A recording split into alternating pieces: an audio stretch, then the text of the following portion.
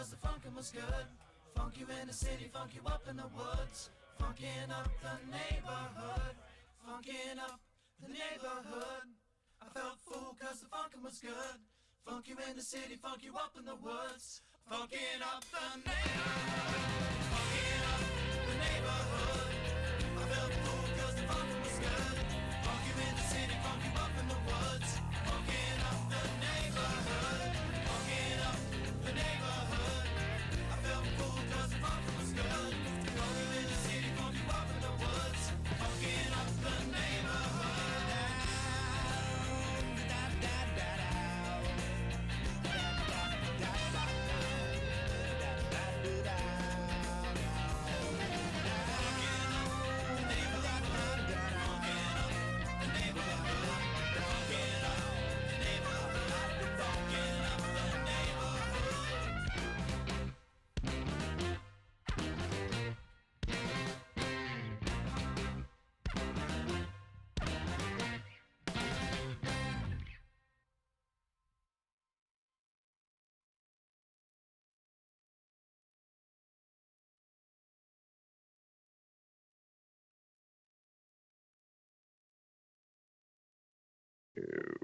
And we're live.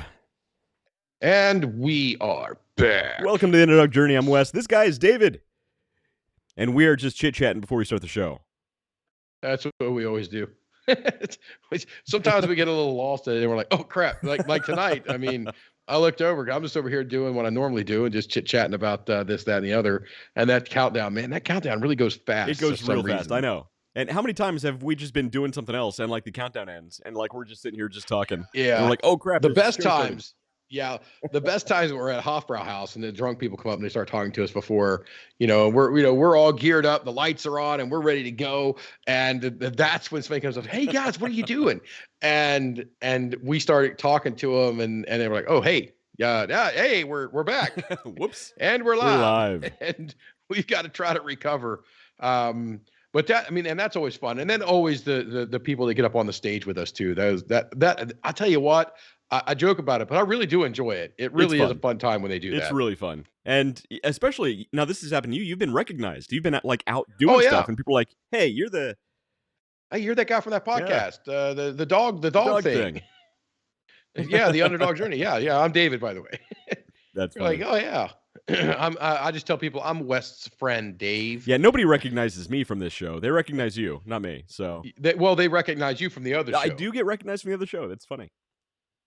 Yeah, it works out nice. So anyway, I was talking with somebody yesterday down at my local cigar pub and cigar lounge. Let's go with lounge. Cigar lounge. Although pub would be cool. You got to have a liquor license though. That'd be yeah, and then and you got to have a deep fryer for some cheese sticks. Yeah. See, now you're talking. That just sounds good. Now, okay, now I want food. Anyway, so I'm there talking to him, and one of the guys that's sitting there that knows me was like, "Hey, talking about the podcast," and this guy's like, "Hey, you do a podcast?" I'm like, "Yeah, we do one on Wednesday nights." And he goes, "What's it about?" And I tell him about the Underdog Journey, and we go through it. He's like, "I'm wanting to do a review with a bunch of middle-aged guys, between 40 and 50 years old." And, 3-4 of us sitting around, we open up, we unbox, and then we test these things out. And we just got to give our goofy comedic kind of review to it. And I said, you know what? You start that. I'm watching. I'm watching. Yeah. A bunch of pissed off middle-aged men reviewing things honestly with liquor and booze. Yeah. Right. They've got to be pissed off and drunk. That's how it has to work. Middle-aged men are pissed off. That's it. It's true. We're pissed off. The older you get, the more pissed off you get. It happens. I understand. Yeah. Well, at some point, I'm hoping that it goes away. But for the foreseeable future, I'm pissed off. Yeah. No. We know enough. We know enough grumpy old men to know it doesn't go away, David. It only gets worse. Yeah. As I'm thinking about that and running through the Rolodex in my head. For a lot of the audience that don't know what a Rolodex is. Yeah. You're showing your age. That's why you're so pissed off. Well, it's part of it. Definitely part of it. So what are you drinking over there tonight? Getting out of priorities. Me friend. So I haven't been shopping in a while, so I'm sort of picking out some random things from the fridge. Today I'm going back to the last Wolf's Ridge Hefeweizen that I have, which is pretty tasty. Okay, I'm kind of jealous. I know these are really, really good. Wolf's Ridge is a great brewery, and so I got a couple of things in there. I got some stouts. I got some random stuff. Okay. Yeah. So I have almost abandoned the world of beer. Oh. I never thought I'd hear you say that. I gotta tell you, if I'm going to drink beer, I'm going to drink the best beer. Right. And the best beer is brewed by a guy named Jason over at the Hoffer House in Columbus. And you just said Hefeweizen. In my mind, I just immediately went to his Hefeweizen. Right. It's the best. And oh my, if you're a beer drinker, you take a drink, that beer will just put you. There's no way to have a bad day. Right. There's no way to be angry or upset. I mean, it takes away the middle-aged angry guy and replaces him with a drunk, very fun-loving guy. But oh man, it's so good. So tonight I'm keeping it simple. Simple. I've got a bottle of Weller Antique 107 here. A bottle of Blanton's here that I like to keep. Those two are kind of my core go-tos that I'll drink on a more consistent basis. This bottle right here is my blackened batch number 129, and as you can see, there's not almost a lot of it left. So I do go through a lot of blackened. There's 3 other bottles of blackened sitting over there. Only 3. You better stock up, David. Well, I've got the original, I've got the Wes Henderson version, and I've got the blackened rye, which they call Rye the Lightning. That's which pretty is the cool. play on words from Rye the Lightning. So tonight we're going to be starting with a blackened because I mean, might as well kill a bottle, right? So there we go. Good stuff. Good stuff. And I talked so long, I got a little bit of water, so we got to clear that out first. Nobody wants water in their bourbon. Some people do. Well, I mean, I deal with. Here, I'm acting like I'm not going to drink all this. You're going to just drink the whole thing. There's not that much. Yeah, I'm sitting here trying to pour a little bit here. I'm like, you know what? Screw it. I'm going to drink the whole thing anyway. So let's just go ahead and put it all in there at once. Just be a man. Drink it out of the bottle. Well, I've already poured it in my glass now like a human being. Too late. But no. So yeah, that's the blackened. It's a cool bottle. They got cool design. If it is, and it goes well with the blackened Maduro M81 cigar from Drew Estate. Yes, nice. Which I keep on hand as well. And I don't know if you can see it. Yeah, it's in the shot, along with my Metallica James Hetfield guitar in the background there too. So I might have a bit of a fandom with the world of Metallica. A little bit. You might kind of like the band. I've heard of them. A little bit, even so much. I'm going this weekend over to see the tribute band called the Four Horsemen play I'm actually working with a customer at the same time, but over in Niagara Falls. Oh, that's cool. This weekend. So hopefully I'll be drinking out with the tribute band to Metallica come Saturday night. You know what? Knowing you, I have no doubt that you will be out drinking with the tribute band. With the guys from Four Horsemen. Yeah, I have no doubt it's going to happen somehow. Where there's a Dave, there's a way. I've heard this before. Yes. So on to some housekeeping notes. It's that time of year. We talked about this a little bit, but it's that time of year for us to really start talking and planning the 3rd annual, I don't even know what the hell we're going to call it, Fishing for Fun or Fishing for Easter Seals. Something. Fishing for Seals. Charitable event. Fishing for Seals. There we go. Fishing for Seals. That's not going to get us hit in the head with a red bucket of paint from PETA. No, but the charitable event that we host or that we work with the Real Life Outdoors in Shannon Black.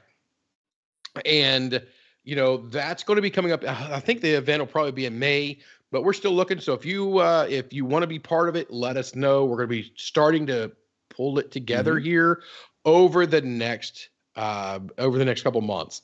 So I reached out and talked with Shannon a little bit about today. And, kind of to stir that up and get it moving.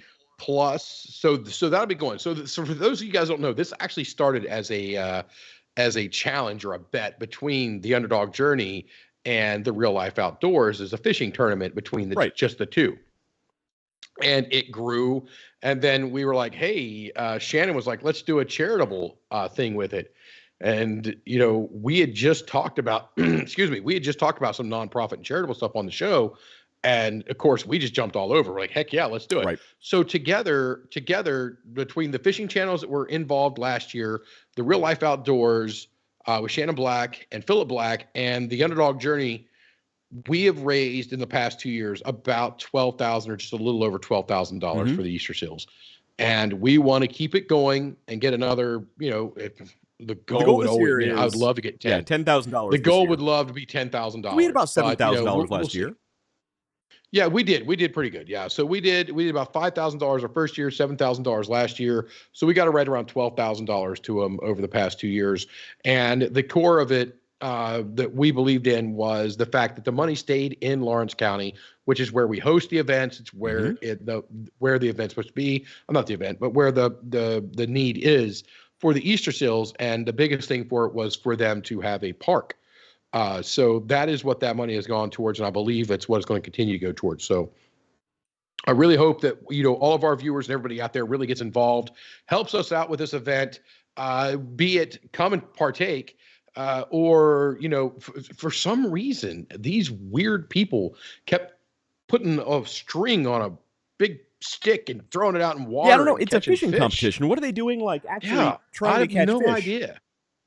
West and I were the only people there with bourbon, which we weren't allowed to drink. Thanks, Shannon. Yeah. And cigars, and we had a canopy set up. We were just sitting there. We had a live band behind us. We were just sitting there smoking cigars and enjoying. It was a beautiful day. I did get sunburnt with my fair complexion here. We undoubtedly won the fishing competition, though. Well, yeah. It's like they didn't even try. They were busy fishing. That's the worst way to spend a day, trying to catch a fish. How do you expect to win a fishing tournament if all you're doing is fishing? I'm telling you, David. They didn't smoke one cigar. Here's what we do. On our way down there, we stop by like a really good fish market. We get some stunt fish, maybe like a marlin or like a lobster or something. Some stunt fish. Amazon.com. Amazon. Right. Maybe some stunt fish. Maybe like a McDonald's fish fillet sandwich. Put that on the hook. Oh, okay. That's how we win. There we go. Done. Yeah. We'll just sit there and eat the fish fillet sandwich. No, because I don't want to. No, I'd rather eat a steak and smoke a cigar and drink some bourbon. Because the food the guy that donated the food last year did a really good job. Tim Knight. What was his name? Yeah, Tim Knight. So Tim Knight has done it for 2 years in a row, has donated. And this is one of the things that's big about this event is the lake is donated for the day. The food is donated for the day. Pepsi donates the drinks. There is mad amounts of silent auction stuff, or not auction stuff. We do it's not auction, raffles. That's what I was looking for. Yeah, raffles, tons and tons of raffle stuff, and there was good stuff. It has, there was. I contributed a bottle of Blanton's and a drone last year to it. The first year I got my Apple Watch. Yeah, the Apple Watch. Yeah. I mean, so there have been some really cool stuff, and plus there's tons of fishing equipment, tons of fishing poles. There was a wood splitter there for the first year. That was like the big prize. And people were excited, man. They went nuts over that. And the guy who won it was like, "Oh my God." And I mean, he was like, "I really needed this." And so, I mean, it made us feel great in every way because nobody except the Easter Seals got $1. Right. Not one person made a single dollar except the Easter Seals. That's right. All the money. And all the money. I'd like to remind everybody out there that's what charity is supposed to be.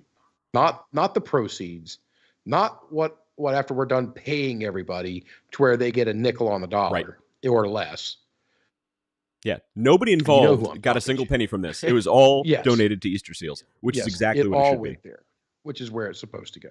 So that's good. So then on the heels of that, we have another event that spurred up and is starting to take some traction. Finally, we've been talking about it for a while, but it's finally starting to take some traction. And that is a Cigars for Warriors event. West, are you able to pull up the Cigars for Warriors? Yeah, give me a second. It's on. So I'll give you a second. I'll let you talk while I sit here. There you go. So first of all, Anna Calendar says she has no doubt that you will be drinking with the band for sure. Yes. Evan Graham says he assumes the information for the fishing competition will be on our page. Yes, Evan, we will be posting all the information. We might even make, we should make a landing page also that has all the info. So let's go ahead and make a landing page once we have those details. And we'll put it have on the Twitter all of that here. John Callender then says, there's a difference between charity and a nonprofit. And oh boy, John, I could talk all day about that. Yeah, there is a significant difference in a lot of it. But yeah, that is a show into itself. Mm-hmm. Oh, 100%. It absolutely is. The that problem is easy a show into itself. The problem is to really get into it. I mean, we would piss off a lot of people who work for nonprofits. That's fine. I'm sorry, Wes. Since when have you been worried about pissing people off? Oh, that's true. Fair point. I've done a lot of work with nonprofits in the like past. A man. I've done a lot of work with nonprofits in the past, and that's one of the reasons I know so much of the dirty dealings and a lot of stuff that shouldn't happen with charitable organizations. I'll put it that way. Yeah. Well, nonprofit, not for profit. So Cigars for Warriors. So Cigars for Warriors. So this organization actually collects and donates cigars to our servicemen and women around the world. And we've talked about them a few times, and I want to keep it up in everybody's mind because you don't have to wait on us to do this. You can absolutely jump out there and take the initiative, and you can donate your time. You can donate funds. You can donate cigars, which is kind of the purpose of it. So we've talked with the board of directors with them. I've talked with Hireman Solomon from the cigar manufacturers. We've got a cigar lounge over in Powell, Ohio, that's on board to be part of it, plus a couple of other tentative people who are willing to be a part of the event. But we are trying to host this at a festival that Powell hosts every year. We're waiting to get approval to see if they're going to allow us to have the cigar portion of it there, because it's tobacco. Right. So, they're serving alcohol all over the place, and you can get permits out the wazoo for that. But because we want to have tobacco products, it's a whole different story. So we're waiting to see if we can get approval for that. If we can get approval for it, we're going to make it a big event. So we've got some pretty big names that are already dedicated and invested to make it a great event. So we'll keep you posted as to what we can do. We were trying to squeeze one in last year for this, and we decided that no, we're going to pump the brakes because it would be a rushed event, a smaller event, and it really wouldn't do what we wanted it to do. Right. And that was really to drive a lot of attention to Cigars for Warriors for what they do. Right. So absolutely. So that's going to be a great event. Hopefully we can get approval and get everything in line by that time. And unfortunately, when you're dealing with a municipality, there's a lot of red tape you got to get through. They need to vote on things at different meetings, and it's a whole thing. And like you said, David, when you're dealing with tobacco, there is a global war on all tobacco right now. So unfortunately, people, except in the Dominican Republic, right? So basically, in the freer societies of the globe, there's a war on tobacco. I'll put it that way. Wow. Because unfortunately, it's true. They lump cigarettes in with premium tobaccos like cigars and pipe tobacco. And I know this because I'm a big nerd, and that's the kind of stuff I keep up on. But there's a war on tobacco. So if we can get this actually in place for that festival, it'll be an amazing feat, and I think it will bring in a lot of money for this organization. But a lot of cigars. But like you said, you don't need to wait for us. Honestly, go to cigarsforwarriors.org and make a donation. Like, donate a cigar. Yeah, you can look for events that are already going on. They have these events everywhere. We're just trying to make a banner event for them. Right. That's what we wanted to do. We want to make their page. We want to make their front page. We want to show everybody what it means. And, we want to invite the recruiting offices and the servicemen and women from the area to come in and be part of it and be thanked personally from everybody that's around. So, I mean, it is really something that we believe in, and, we're willing to put our time, our effort, and even our money into making this happen. So, right. So the thing is, though, is, you don't even need to donate money or buy a cigar through them. You can actually buy a cigar and have your local cigar shop provide it to Cigars for Warriors. So that's all you really need to do. Yeah, you can see that. They have a list of places that you can do it, and you can do a donation center. So a lot of these donation centers are the locations for like cigar lounges and pubs and whatnot. Right. So, and they have the boxes, and every so often they get it filled up and they seal it up and they ship it off to Cigars for Warriors. Cigars for Warriors takes it and looks at the request forms and turns around and sends them right back out. So it's it's a really good event. So for the men and women that I've spoke to that have served around the globe, when they talk to me about it, they go, "Oh yeah, I know about that. They sent us over here, and on XYZ night, we my 4 buds or my 5 guys here, or 10 guys, we all just did this. We put on a movie or something from home, and we sat there and we just had that cigar, and it was a night I won't forget." And I'm like, all right, I guess I was already sold, but this gives me all the more reason to push for something that's so amazing. Yeah, absolutely. It's a great organization. So, and, we rarely endorse specific organizations. So, the fact that we're so, dedicated to this one, I think should tell you a lot. Honestly, it's a great organization. Yeah. Good place, good people. So, hopefully, actually, one of the guys that I do have connection with, he's actually over in the Buffalo area too. So I'm probably going to try to meet up with him and give him kind of an update. Say, hey, this is what we're working on. This is where we're at. So cool. Hopefully that'll go through. But I think do you have any news this week? You know what? I did find one news item that I thought was kind of cool. Oh, you did? I did. I have one that I saved, but it's on my phone, and I don't remember where I left my phone.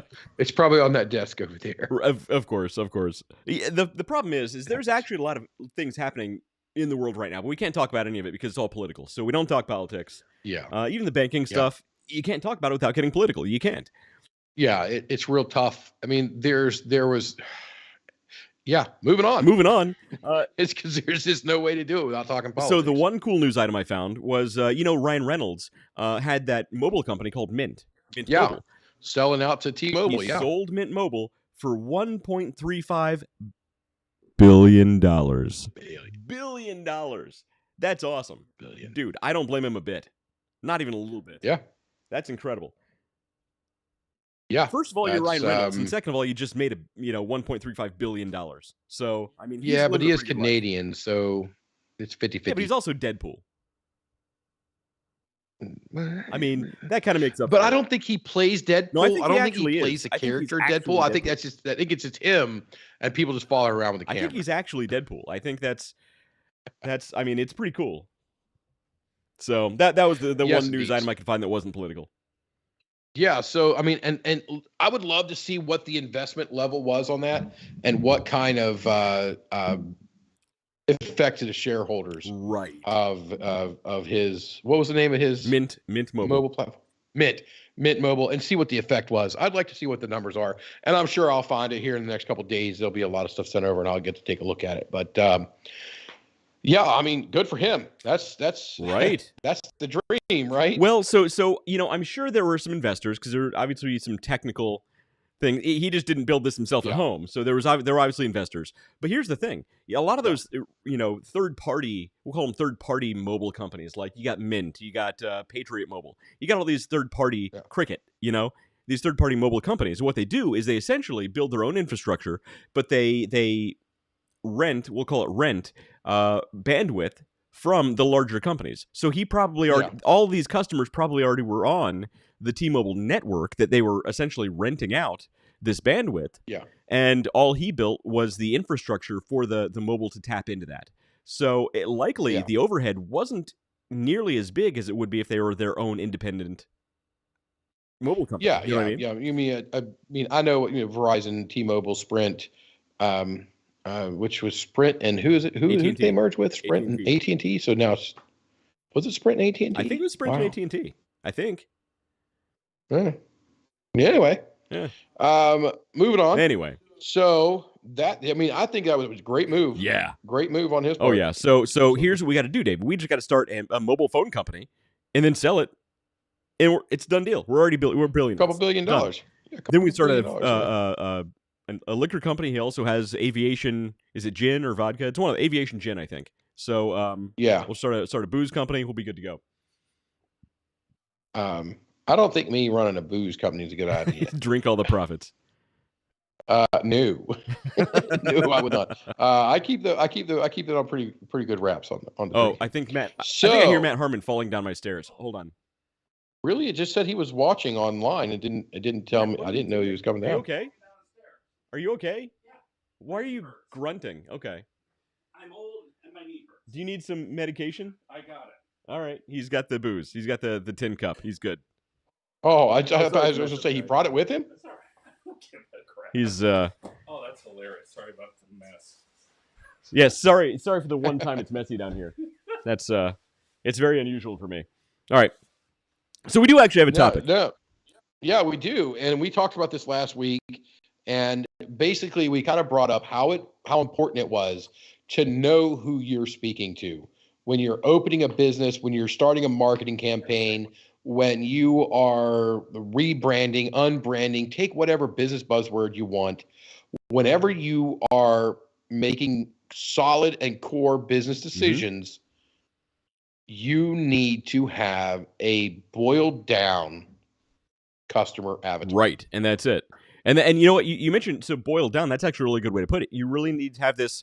We'll say distilled to get a little more technical. You really need to have this thing buttoned down, distilled, boiled down, whatever you want, and detailed. And we'll walk you through and show you how to build a really tight customer profile. And we're actually going to build a couple of customer avatars tonight for some companies that we have in mind. Using AI. Not using AI. We're actually going to do it the old-fashioned way. God forbid you use your brain.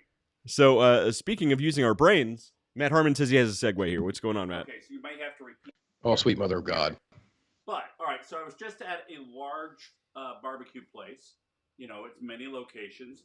And it used to be you could just go in, order your food, and then you would have access to a lot of pickles. They had like a barrel of pickle chips. You could get pickled. Now, I get the COVID limited those pickles. You don't want COVID pickles. Easy with the C word. Yeah, man. you don't want C word pickles. All right, you don't want the C word pickles. But, I mean, pickles can't transmit disease. Number one, they're too high in vinegar. But today I went. This actually has a point there, guys. Right? And I got all these little little ramekins of pickles, like 2 pickles per. What's a ramekin? Those little plastic serving cups. Oh, it's called a ramekin. It's like you learn something new every day. It's like Actually, I would call it a little plastic shot glass. Yeah, okay, that's the little Jello shot glass. Anyway, yeah, they had they put 4 of them. Or a souffle cup. So it used to be you'd get like a pint of pickles. Right? Like you do. Who doesn't need a pint of pickles? Right, I agree. because pickles were like their main. It was one of their main. Like, hey, come here and have all the pickles you want, right? But I guarantee you, sometime during the C word, some NBA got in there, started working with the numbers, said, "Oh, look how much money we're spending on pickles," because he's looking at this line over here and not looking at the entire thing. Efficiency over effectiveness. So, as a result, the pickles are now. So we got to make that T-shirt, man. So that feeling of hominess you got there with the pickle barrel, no more pickles. No more pickles. We're now officially in the 21st century with no pickles. So you're mad that your barbecue place took away your pickle gun. You know what? I'm mad that an MBA got in there, in theory, and messed things up. It probably was somebody with an MBA. It probably was. Pissed off middle-aged man. Imagine and that. And they discovered they could probably save a fraction of a penny by removing pickles. Exactly. You're correct. Yeah. Yes. So that was my only segue. I disagree with your business plan, MBA who ruins things. I want my pickles back, Dennis. So I'm with you. He makes a good point, and it actually is a kind of a loose segue in. Because how often do you venture to this place? Do you give this place a lot of business? Do you go there often? Would you consider yourself a core avatar for them? Because this is what we're talking about. We are talking about not alienating your core. It can be something as minor as put the freaking pickles out in the bucket like they were before City Barbecue and let the people have the damn pickles. Because if you start alienate people over pickles, what's next? What is the domino that's going to fall? How much market share are you willing to lose over pickles? Right. Well, then when everything the dominoes start to fall, they won't know, or at least they won't admit to what actually caused the problem. They'll say, "Well, market, the economy, and this and that factor," and it was all out of our control. In the meantime, it all started with the pickles. But if you sold to your core, you sold to your avatar, you have created raving fans. And in a bad economy, your raving fans will continue to serve to continue to get service from you. Absolutely. Case in point, I know this for a fact because I know there was a whole bunch of people that would take certain nights of the week and go order food from a local watering hole called the Hofbrau House, and then go and set up the parking structure across the street, and in our chairs in a big circle, because global plague, sniffles of death. And we had music. We had German beer hall music playing. We had our liters and growlers of beer. And crowlers of beer. We got there and we continued. We didn't miss a single week of being at the Hofbrau House. Yeah. We didn't do it because we were raving fans, because we were their core. Yeah. And you know what? And they market to us. Yeah. And you know what? The leadership of that organization, at least of the local branch of that organization, understood that. Yep. And I think they really, they treated you guys well. Hofbrau House did a great job through that whole thing. Honestly, they did. Oh, yeah. They did an amazing job. And the management over there continues to do an amazing job. And the staff, they are second to none. There is, there's these two young girls, I shouldn't have said it that way. Two young ladies to you. I mean, they're grown adults. One of them plays bagpipes. One of them plays an electric violin, and they're doing a tour together. They're going to be in Columbus, and I happen to know they're going to be at the Woodlands Tavern. Now, the Woodlands Tavern is where the crew of the Hofbrau House go after they're done. So it's open afterwards. So that's where they're going to be. So I'm like, hey. And I sent a message over to him and said, hey, when you're in Woodlands, make sure you shout out to the crew from Hofbrau House that's no doubt going to be there. Mm-hmm. And just make sure you say hi to them because, top notch. I think that place still has one of my credit cards that I left there one night. It's a possibility. I'm surprised that we haven't lost more stuff in a lot of other places. Fair point. Yeah, I tend to lose credit cards when I open tabs. I open them with the best of intentions, and then I leave. Yes. So that's bad. It's very bad. So really, his point about the pickles and the barbecue, that really does drive home to make sure that would you think when creating your avatar for City Slicker Barbecue that you would have pickles?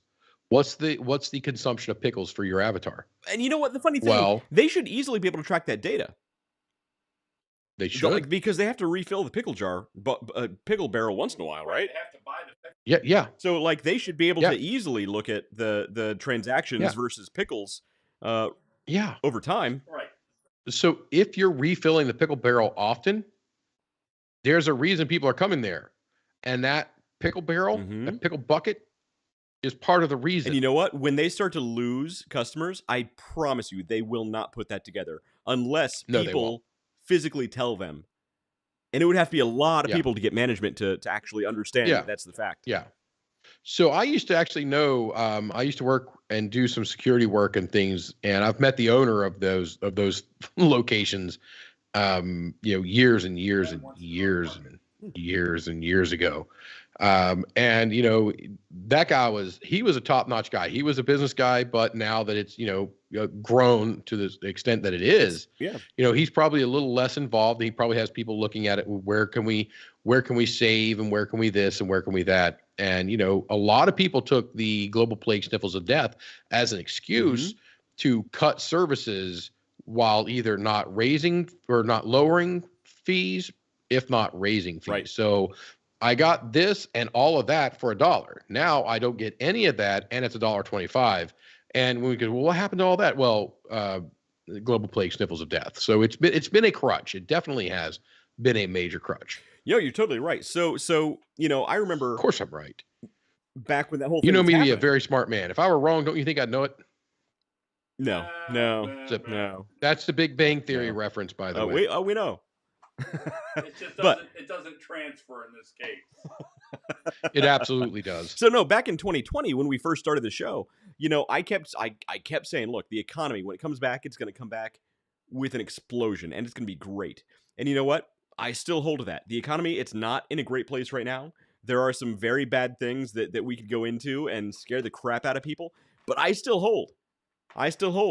that if you work to build something right now, when the economy comes back, you will be head and shoulders above everybody else. Like, that is why right now you need to build. Don't hold back. Build what you eventually want. Because right now, everybody else is holding back. Everybody else is... I mean, there are literally runs on banks because people are pulling back so hard. It's a fact. Look, it's a fact.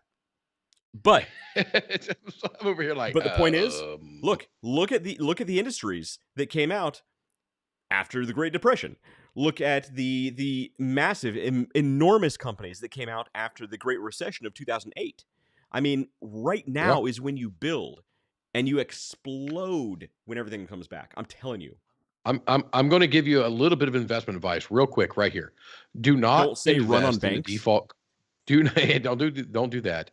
Do not invest in default credit swaps right now. Yeah. Also, Bitcoin might not be your best investment. Maybe not Doge. Yes. It's not going to the moon like we had heard. Hey, I didn't do too bad. I still have my Dogecoins, by the way. I didn't sell. You did? I'm so glad I sold out when I did.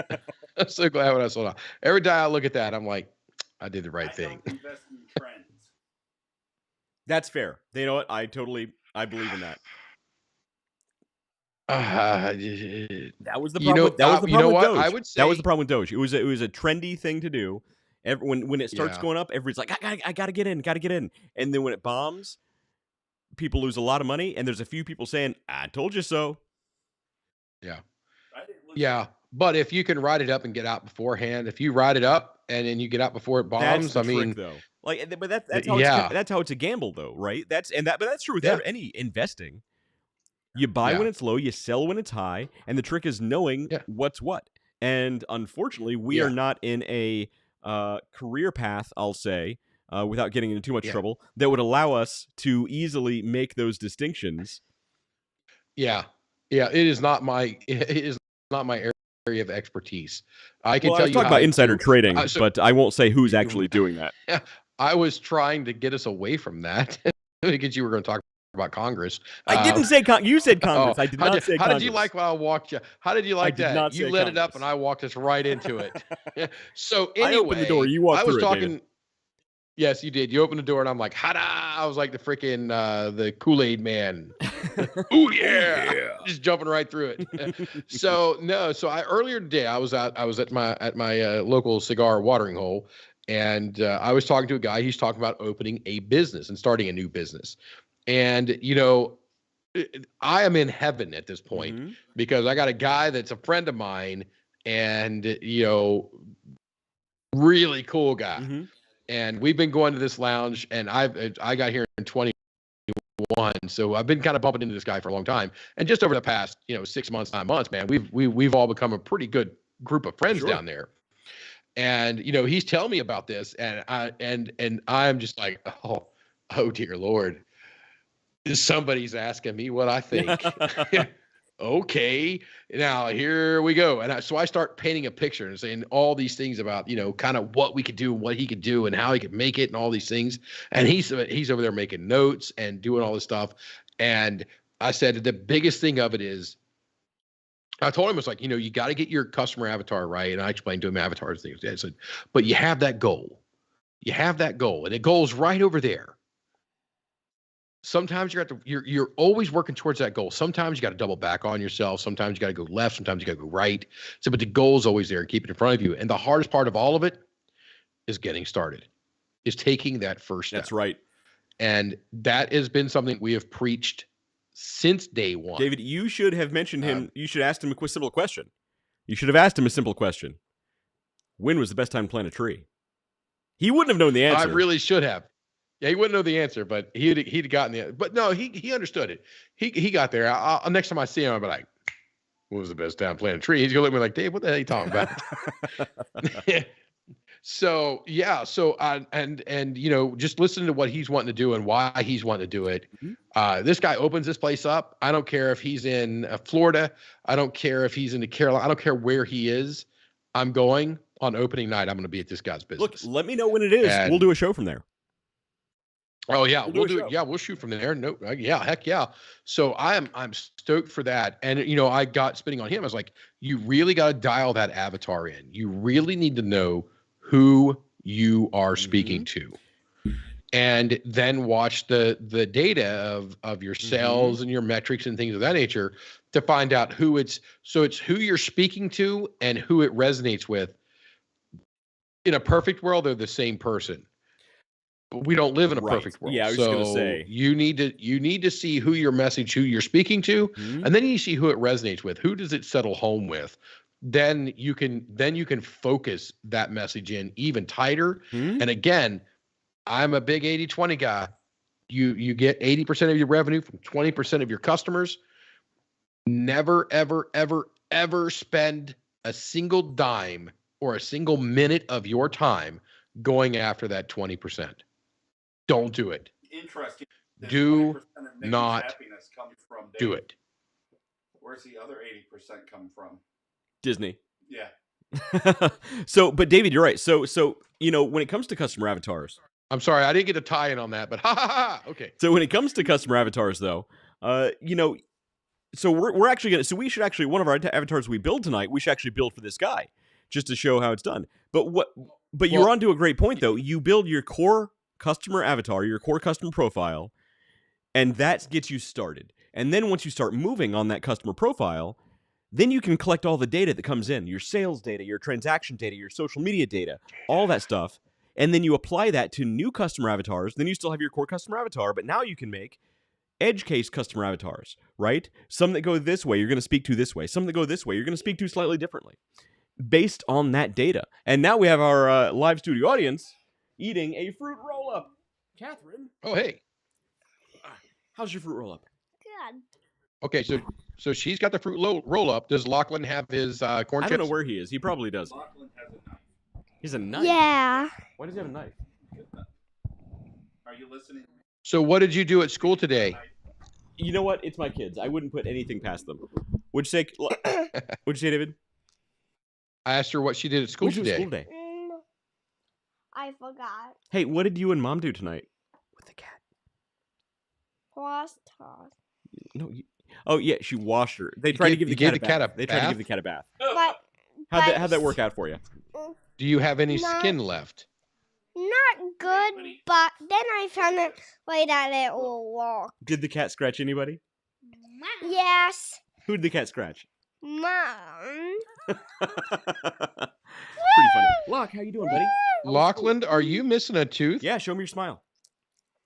Give him a big toothy smile. Yeah, he lost his front tooth. Yeah, see that. Yeah. How much money did the tooth fairy give you? Wow. He's being a cat right now. How much money did the tooth fairy give you? $5? Yeah, $5. Yeah. No, we're online. You gotta talk. And it's not even. You know, if you invest that wisely, that $5 could turn into in your own business, you can grow that. Turn into $6. So hey, he actually talked about starting a business this summer. What business did you talk about starting? I forget. The lemonade stand. He wants to start a lemonade stand. Oh, a lemonade stand. You know, I actually thought about the Underdog Journey doing a lemonade stand podcast and putting a lemonade stand business model plan or schedule on our website, because certain places you have permits you got to talk about and other things that most people who want to just set something up and do, but to keep kids from getting yelled at by the local Karens. It's true. I thought we should let the kids open a lemonade stand and then watch the local Karens come in and start trouble, and then we can laugh at them hysterically until they call the police. Exactly. And they can haul us all away in handcuffs. Well, but if you follow the Underdog Journey steps, the local Karens can come on in and do their own thing. And then when they get there, they be like, I'd like to file harassment charges on this Karen over here and that Karen over there. And they get led away in handcuffs. Much better. True. Much better outcome. Okay, I was thinking of this idea for a lemonade stand. What's your idea? All right, lay it on me. Lay it on me, Lachlan. We could sell jugs of lemonade for $20. Instead of single cups, he wants to sell jugs to make more money faster. So bulk. Okay. So you're a bulk lemonade distribution business. Okay. I think he's onto something here. He's not just going to sell cups for $1. He's going to sell jugs. Well, I mean, to be honest, I don't know $20, but perhaps 10. Right. We'll work on pricing. Now think about it. Now think about this. think about this: the regular guy going down the road, we're gonna give $5 to $10 anyway for that cup. I mean, because I've given $5, $10, and $20, and they're like, "Oh, let me go get change." I don't want change, man. I'm giving you. You're doing this thing. Have fun.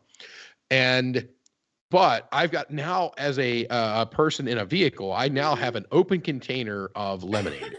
And you know how police are about open containers of lemonade. It's true. The risk of it spilling is great.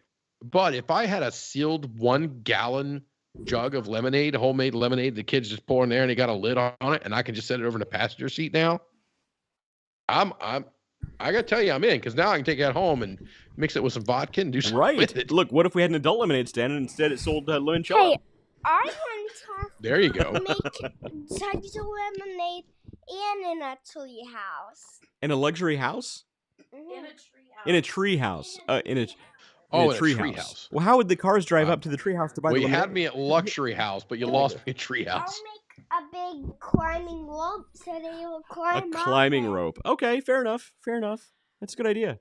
What about a barrel of pickles to make Matt Harmon happy? Would you like to sell pickles, Catherine? No. No, you can't sell the pickles. You can't sell the pickles. You got to give the pickles away for free, or Matt Harmon's going to complain. It's true. He does that. Yeah, we'll have a barrel of pickles along with our lemonade. I don't eat pickles, but I agree with Actually, I do love pickles. I love a pickle.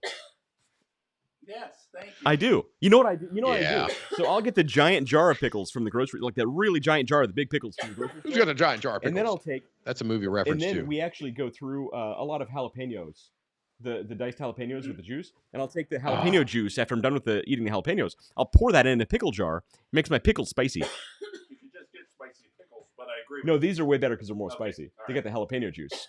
They have those. I love jalapenos, but jalapenos do not love me. So there's one of the best flavors. And the counter says, I have 2 lemonade jugs, kid friendly, $5 adult for $25. Wait, so she sells jugs of lemonade to kids for $5, but sells the same jug to an adult for $25? Is that what she's saying? What, Mr. Harmon? No. She's saying that you can have 2 lemonade jugs, one that's marketed and aimed towards the children, that is non-alcoholic. And then for $25, you can buy the alcoholic version for the adults. See, I totally agree with that. It might be against the law. My daughter's trying to show you a picture she drew. Come here, Catherine. Yeah, there might be some liquor laws involved in all What is this. this picture you drew? What is this? A kitty. So that's Roxanne, and that's the mice. Oh, she has a mouse on her head? Well, she no longer has to put out the red light. Oh. That's wonderful, Catherine. Okay, you guys have a good night. Good night. See you later. Night. Good night. Okay, kids are going to bed. Good night, kiddos. Okay. All right. On to the avatar building. So let's get on to that. Let's get this up on the screen. Let's get this up on the screen because we have an avatar builder template website Catherine, that you guys can use. Okay. We are actually going to build some customer avatars. So we've been talking about customer avatars almost every single time that we bring up any subject. We talk about the importance of a customer avatar because it's a core to anything that you do. Exactly. So I would love to go back. I don't have the time and look and see how many shows we have done, 140 now, and how many of them don't have the word avatar in it. And I'm telling you, it's a handful at most. And that would shock me. If it's over 4, I'm going to be floored. I know.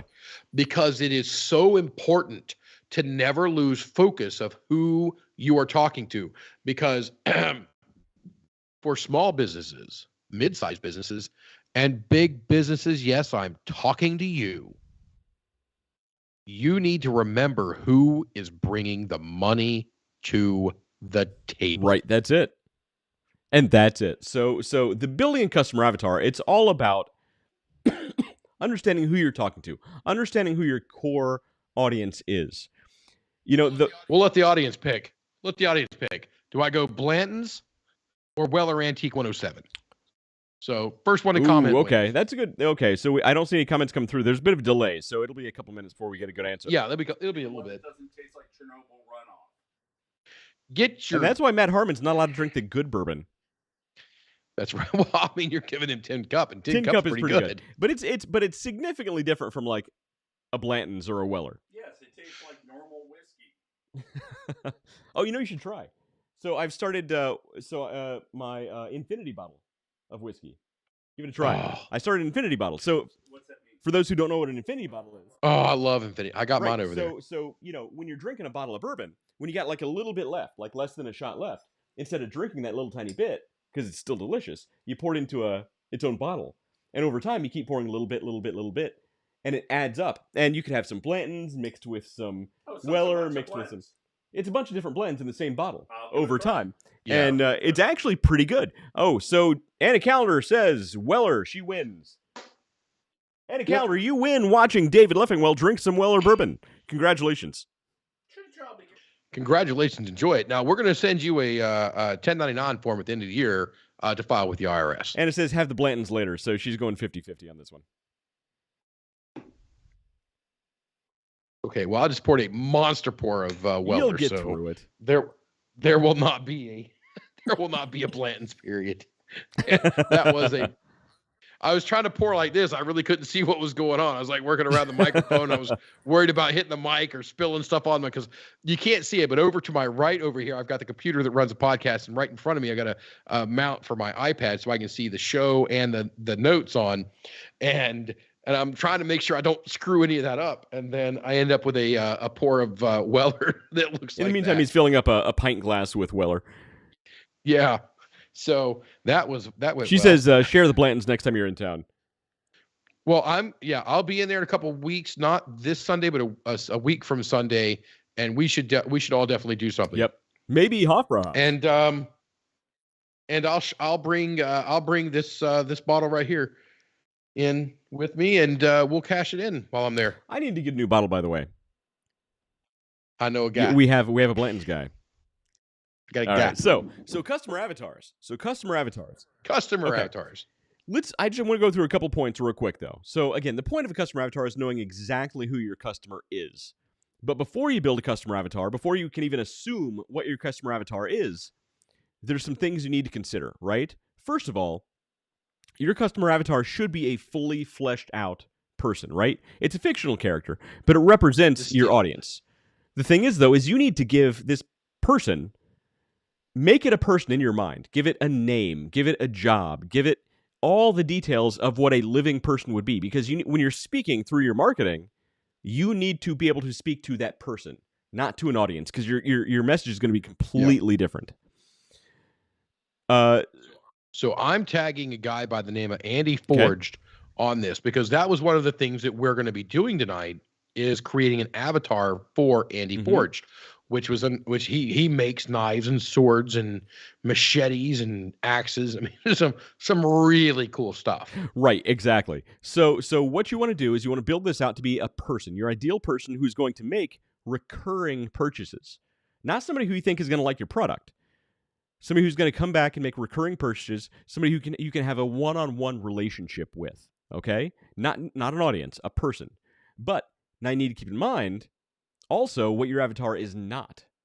Now that you know what an avatar is, now you need to know what an audience, an avatar is not. Okay, it's not a series of nice to have elements in your ideal customer. It'd be nice to have this. It'd be nice to have that. No, it's not nice to have. This is a person. Okay. This is not a generic mixture of potential or existing customers. Okay, it's not just a generic audience. No, this is a person.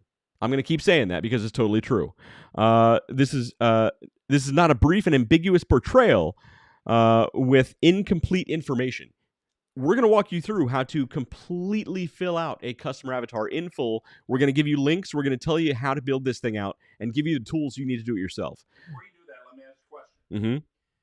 All right, now, I know this is a commonly accepted thing in business, this avatar. Okay. But what are the other viewpoints on avatars? So what do you mean?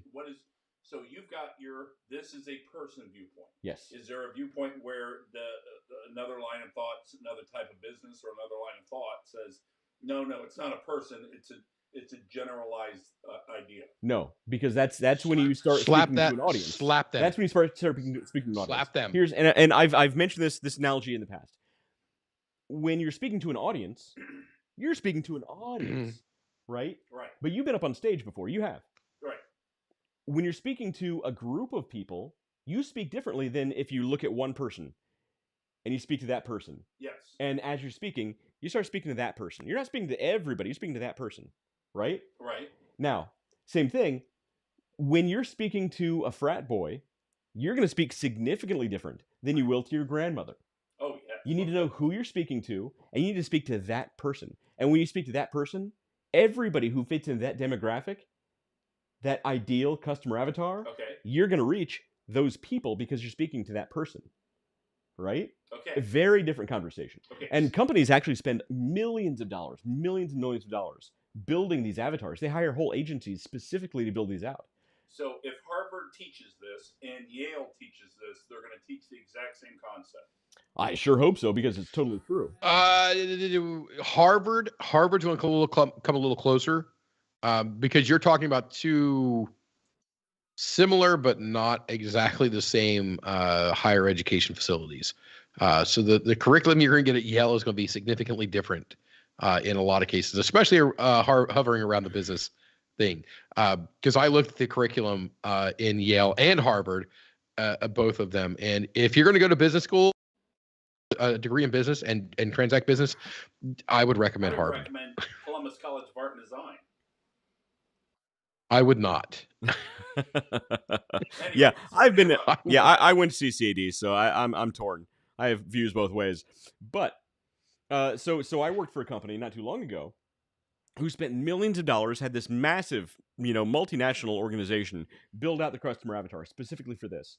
And what they did was they actually took they looked at the gender, and first thing they did was they looked at the data of what was the majority gender within the database. It was female. Now they looked at the females within the database and said, what was the most common name within the database? Jennifer. They called her Jennifer. So they called the avatar Jennifer. Now they took the data from their database and they boiled it down to the most common traits. And we're going to go through these things. And what they did was they actually built out this one person. And even in very high-level C-suite meetings, you'd see the CEO or CMO talking about, they weren't talking about the audience. They weren't talking about our customers. They would literally say, what does Jennifer think about this? What would Jennifer think about this? What would she say if we did this? They talk about it like it was a person. And, I hate being one of those people who says that, the C-suite people who are, so separated from the main organization are always right. But in this case, it made a big difference with how we operated. Right. Big difference. You immediately saw sales go up. You immediately saw conversion rates in your marketing go up. That's interesting. Yeah. And it's, well, I mean, and it goes on to, again, we're redefining, what the avatar is. While Wes was actually going over some really good points, it's very, very important, just like Matt pointed out back there, to know what an avatar is. And an avatar is not a collective thought. Right. An avatar is not speaking to the audience. The avatar is speaking to the person. Right. That's it.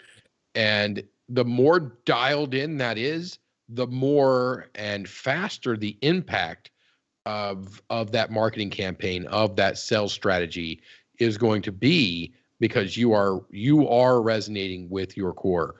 And in all business, growing your core is far better and far more lucrative than trying to go after the extraneous ones out on the left and right. Absolutely. That's not a political reference. That's just looking at a bell curve and looking at the left side of the bell curve and the right side of the bell curve. That's it. So look, so we're actually going to go ahead and build a couple of customer avatars for you, and you can actually see. We're going to put links in the all right, the comments here where you can actually go to build this out for yourself. But there are actually a couple so we're going to build two, and we're going to use two different customer avatar builders, and to show you they're basically doing the same thing. The first one is my favorite, and David, I think you have the links for this in the comment or in the agenda I sent you. The agenda here, so I'll pull this one up. And I'll copy that. I'm going to copy the link and I'm going to drop it in over here. So this first one is from a company called Extensio. So Extensio, if you're familiar with Canva, it's kind of like Canva. They have a lot of templates for different things that you can do, websites, forms, things like that. One of the things they have for free, though, that I love is their user persona template. Now, look, you'll hear user persona. You'll hear customer persona. You'll hear customer profile. You'll hear customer avatar. It's the same thing. It's the exact same thing. It is. I like Avatar because it really dials down, and it's not just a profile. It's not just a characteristic or traits. The avatar is a person that you're saying in place of, in your online avatar. The little character. I mean, it's supposed to be somebody that is you in the metaverse. So I like the word avatar because it fully explains exactly how in depth and how accurate this should be. Plus, it makes me feel like a blue CG person flying through the treetops of some alien planet. Man, I hate those movies. What's the name of the? I don't even remember the movies. Is the second one out? The second one is out, and it's winning all kinds of awards. Even though literally everybody's like, "I'm not going to go see that." That's how you know it's going to win awards. Yeah, I haven't. But I haven't seen it. I haven't. Without going too much into that, I've seen the first one. Extensio. So what you want to do is go to Extensio /user persona template, and Dave put it in the comments. So check out the comments, get the link, and then just hit use this template. Guess what? We're going to click this here. You don't even need to make an account with them. It's for free. I literally haven't even signed up for an account. You see right here, sign up for free. I've done nothing so far. So what I'm going to do, I'm going to hit skip. That's my favorite kind of job. I've done nothing. I'm going to hit skip tour. I'm going to hide this little ad that pops up because I don't need no stinking ads. All right, so here's what we do. User persona name. All right, so who are we creating it first? Because are we doing the knife one first? Because if it's any other name than Jeff, I'm out. All right, so are we doing the knife one, or are we going to do the cigar one? Are we going to save the cigar one for the second? Oh, wait. We were supposed to do either knives. We were going to do knives and drown me in brownies. Okay, so let's do the knives those first. Were the What's two. The name of the knife All right, company? So let's do knives. Because what's the name of the knife company? Of the company, I don't know. Oh, it's Andy Forged. All right, so should we name? I thought you were asking me to make up a name of a knife company. Should we name the Andy Forged customer Andy? I don't know. No, Jeff. Jeff, who is a frequent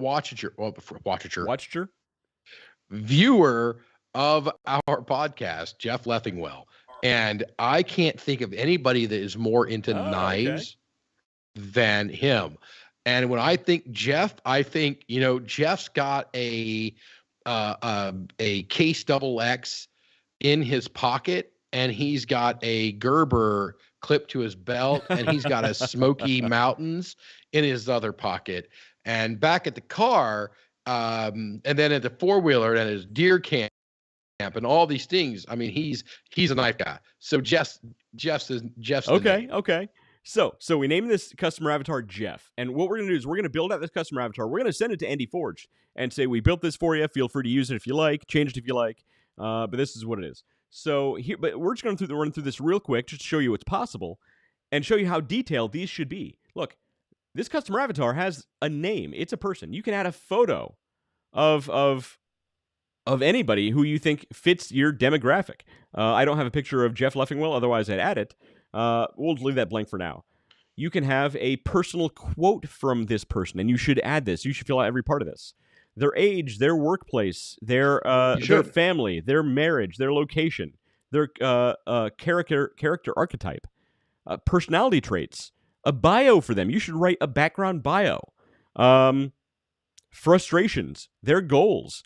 Going over here, motivations, their incentives, fears, growth, power, social, brand influencers, preferred channels as far as traditional ads, online social media, referrals, guerrilla efforts, which is also really important. We should do a whole show on that. And then once you actually have all this filled out, you have an individual. This looks like a dating profile, honestly. You could then go and fill out a customer journey map. That is an excellent way to do it. You could go create a dating profile. You could go fill out a customer journey map here. And again, all this is for free. We're not trying to sell you anything. But honestly, think about it. Now, I actually thought about this when I was putting together the agenda for the show. What if we actually marketed this as like a way to get dates? What if you found some losers and said, okay, we're going to fill out a customer avatar for your ideal date. And we start filling this out. And then the person can actually cater their messages or their dating profile to who they actually want to attract. Like, it's essentially the same thing. because Andy Forged, as a knife, a homemade knife company, whatever you want to call it, I don't know the terminology. He wants to build his ideal customer, who he wants to speak to. Kind of the same thing. So David, so we have Jeff. We named Jeff here for Andy Forged. What would be a personal quote for Jeff? What would Jeff's get her done? I don't know. If it ain't bluegrass, it ain't music. All right, fair enough. I think "Get Matt a Bike" was one of his best quotes. He did actually say that. That's pretty funny. What's that? He did actually say we need to get actually, I Matt, believe yes. Bike. Yeah, that hasn't happened yet. Yes, I saw that. Yeah. These mics are several $100s. So yeah. Oh yeah, I'm not worth it apparently. We paid for them out of our own pocket. You want us to share the Amazon link to you? Producer. What do you produce? Well, you don't want to know. All right. So the age between 1 and 100. What is Jeff's age? What do you think? What is the ideal? Now, not necessarily Jeff Leffingwell, Lord. unless Jeff Leffingwell is the archetype. I don't want his age because he's the idea that comes to mind is Jeff, but I would say our ideal customer is 45 years old. Fair enough. He's 45. Younger? It's a knife company. Here's the problem. Well, here's the problem. Okay. When you have these custom forged knives, they're probably not cheap. Meaning, you're not going to have some 20-year-old with some crappy gas station job affording these things on the fly. No, it's the kids who live at home who are buying them. Maybe. And maybe that could be a secondary avatar, because we have mentioned you need different avatars to speak to different people. Okay, I rest my case. Your case is fully rested, and I'm with you. Your case has been rested. With you, Matt. So work title, what kind of job might Jeff have? I would say Jeff is an operations manager. Let's just go with operations manager right now. Maybe industry. Let's say industry. Because operations manager could be a lot of different things. Well, yeah, that doesn't really narrow it down. So he works with propane and propane accessories. That's pretty funny. By the way, if you're leaving a comment, I'm not actually checking that part of the screen right now. So, David, if you happen to see any comments, let me know. I'm trying to pull it up here. No, ain't nobody saying crap. Ain't nobody got time for that. Well, life goes I'll just put propane. Dave's not here, man. I'll say propane sales. All right. propane and propane. Is he married and does he have kids, etc.? Yeah, he's married. Married, kids, and a dog. Hence, pissed off middle-aged man. Well, how do you know he's unhappy? Well, we said he was married, right? Custom knives. He's married. That's why he's buying custom knives. What city and state does he live in? Is he a rural guy? Is he a city guy? He's rural. He's rural guy. So we're gonna put him in. Let's find a place. Let's go. No, but you know what? Let's go even crazier. Let's go Tennessee. Let's pick the state of Tennessee. And I don't know a rural city there. What's a rural city?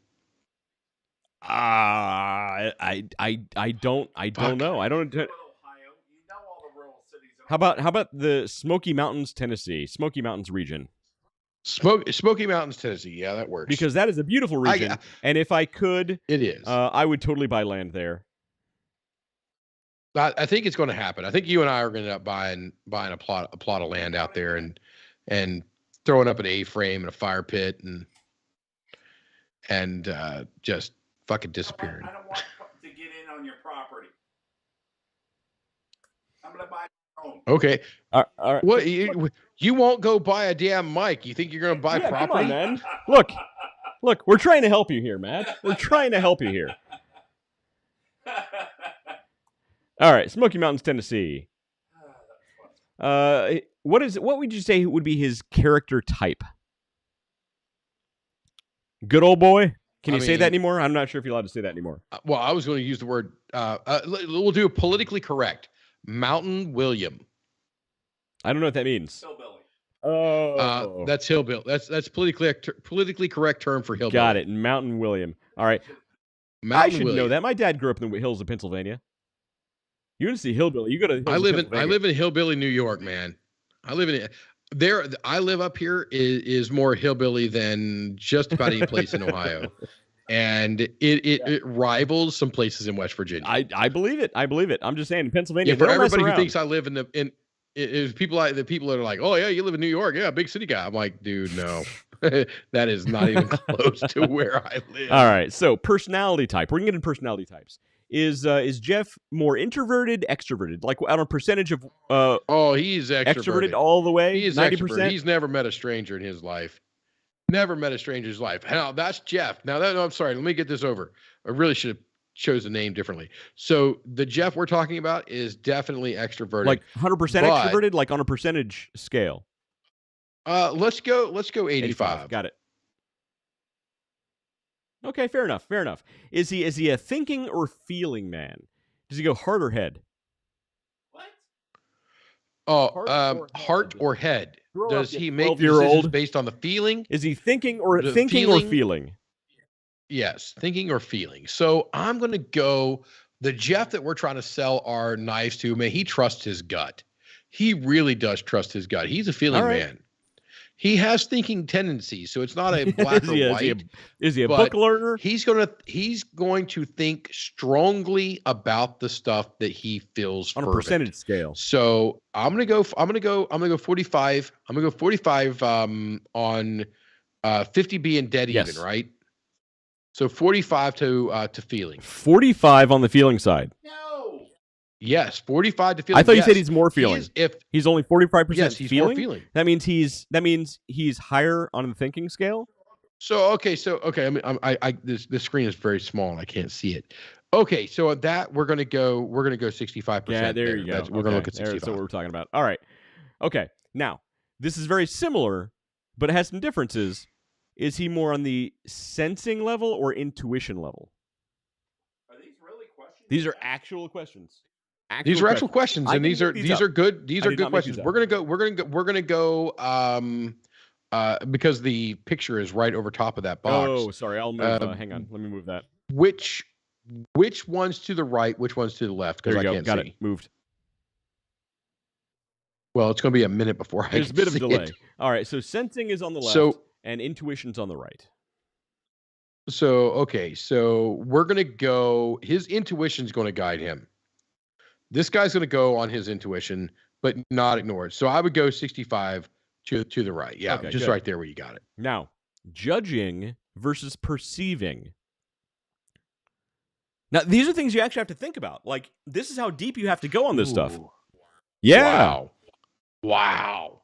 I mean, that's a tough one for me to say about myself. It's tough. Is Jeff a little judgy? Now, I'll word this a little differently. I would say judging would be, is he a subjective thinker versus perceiving an objective thinker? Right? Is he more external or internal when he perceives a situation? Does he look at the facts, or does he say, you know what, I know that's the fact, I'm going that way? Where does he go? Oh, so quick to go political on this one. I'm trying not to. Oh, it's easy. Oh, it's so easy.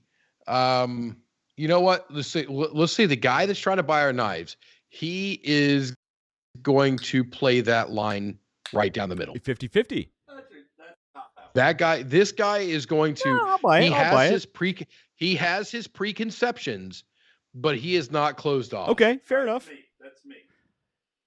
I thought you said there was a cop out, Matt. Well, I have my preconceptions, but I'm willing to listen before I hit you with my car. Fair enough. You know what? My damn pickles. Fair enough. When a man doesn't have his pickles, it's all bad news. It's all downhill from there. Yeah. There's issues going on there. I think there are issues happening behind me, and that's totally true. Oh, he is. I wasn't the one who said it. Don't look at me. I did not say it. I didn't say it. I actually used it as an example today. I used the example yesterday when I was talking to the guy who's wanting to start a podcast, and the guy earlier. I said, and I actually said, this is actually something my partner, not that kind of partner, would bring up first is, talk about Joe Rogan's first podcast and about how it was. about the importance of actually just getting freaking started. That's it. Look. All right. So we have the personality traits. The goals of this person. All right. So hang on. So are there any additional traits that you think you would assign to this person? As far as like, are they witty? Are they outgoing? Are they funny? Are they the class clown? Are they a 12-year-old boy? They're the guy. Jeff is the guy that you can rely on. Some of these up in a single word. Solid. Okay, solid dude. Okay. Solid. I would say reliable would be a swinger. Is he a swinger? Does he like pineapples? All right. Reliable? Yeah, baby. Pineapples. You haven't heard of that? Yeah. All right. So, David, what you want to do is you want to go to the grocery store. I got a friend that we have a joke, an ongoing joke. You go to the grocery store and you put a pineapple in your shopping cart upside down, and you just walk around the grocery store until some random old person gives you their phone number. That's all I'm saying. Okay. I will ask no more questions. I will tell you no more lies. I don't know where my GoPro is, but I will get it out. I'll get it charged, and we will do this experiment. All right. Look at it. Look for it on the Underdog After Dark. Okay, so Jeff's a solid dude. He's reliable. 2 more single word traits that you would assign to Jeff. Single word. Honest. Okay, solid, reliable, honest. Okay, last word. What do we got for the last word? Last word for Jeff. We'll get into that. Crafty. Crafty?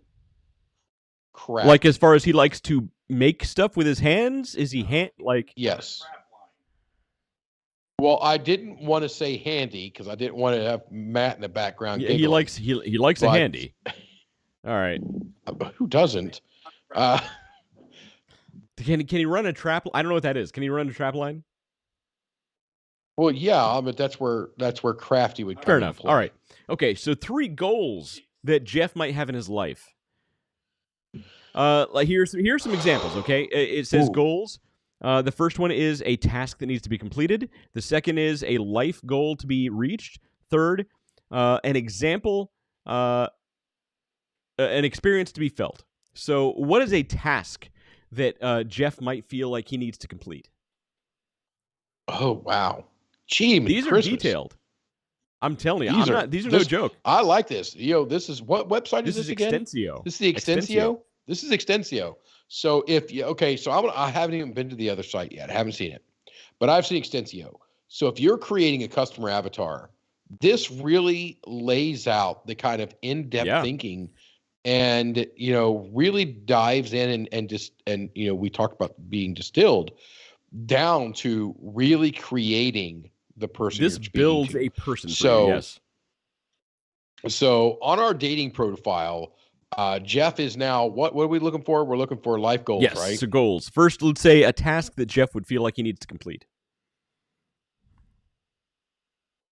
Oh, dear Lord, life well spent. How do we vocalize that? Now think about Jeff. Don't think about you. Don't think about an audience.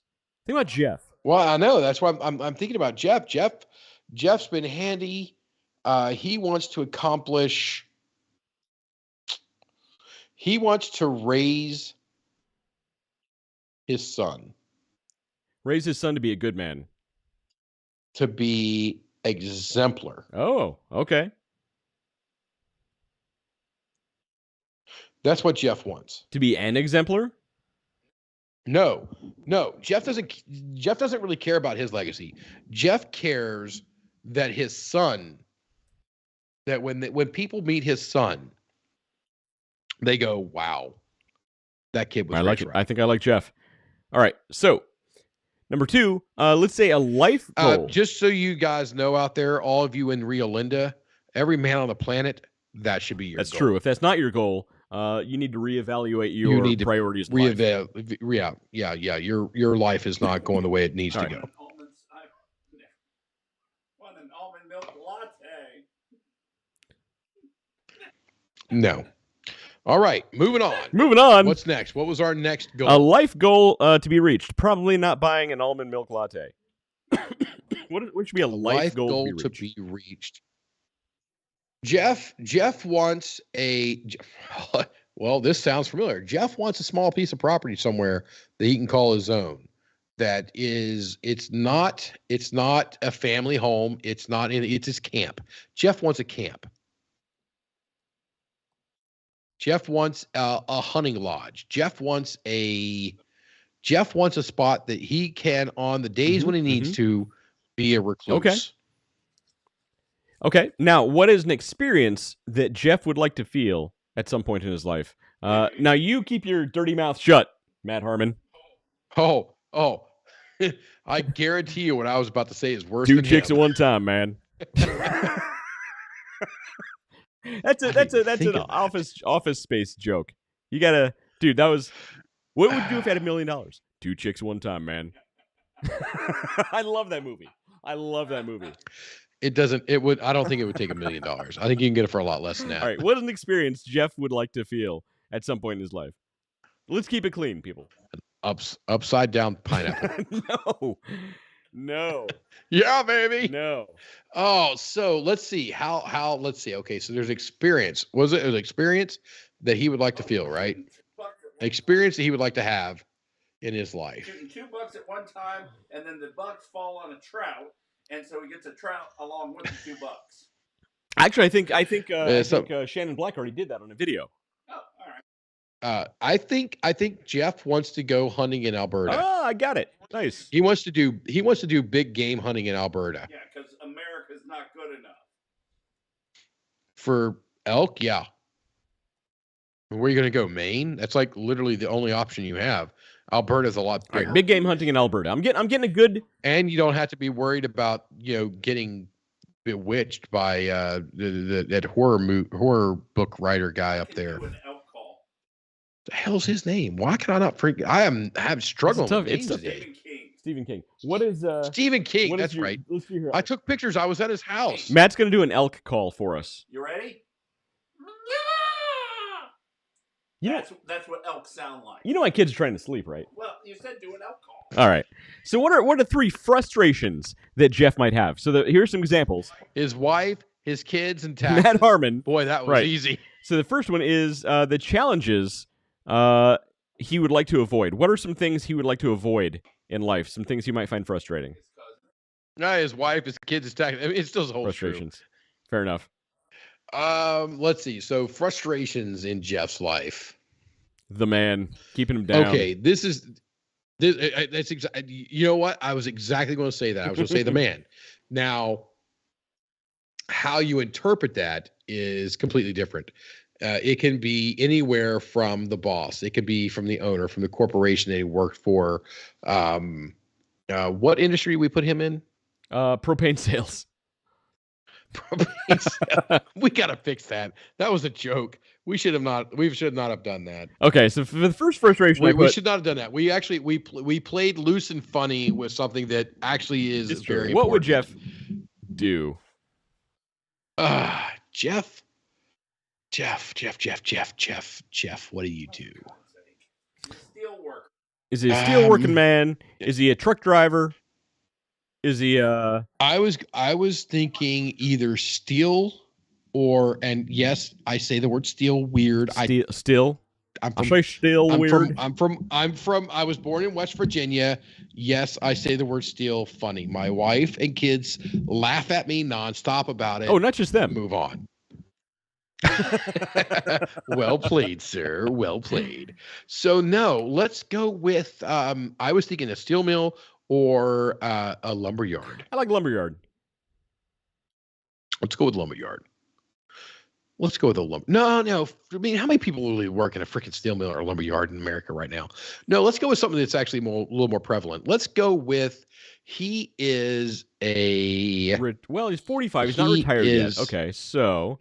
No, he's working. No, let's pick something that's actually real. Let's say what Jeff is. The guy we're trying to talk to has, he has money. He is a network administrator at a community college. Okay. That's pretty. So yeah, that's pretty specific.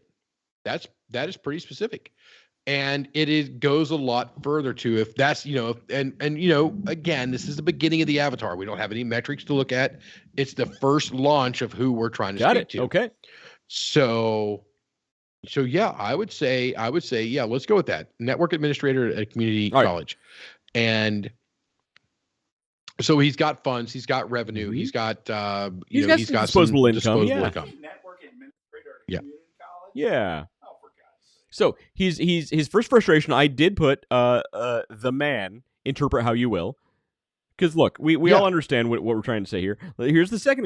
Here's the second example for frustrations, an obstacle that prevents this user from achieving their goals, an obstacle that he might face in life. What's an obstacle that he would find frustrating? Again, these are these sound nitpicky and weird questions, but when you actually put these together as a whole, this builds out a fully fleshed proof. I'm going to throw this out now. Please hear me all the way through on us. And self-doubt. Okay, I get it. An obstacle. So you know how many people are out there that say, "Hey, Dave, and literally talking to me, I want to do this, but I don't think I'm able to, or I don't know how I could, or I don't think I could." The number of people that talk to me, literally just talk to me and go, "Man, I really wish I had that." Sure. You have that. And you know what? Everything that you think that you're missing, you have. Yeah.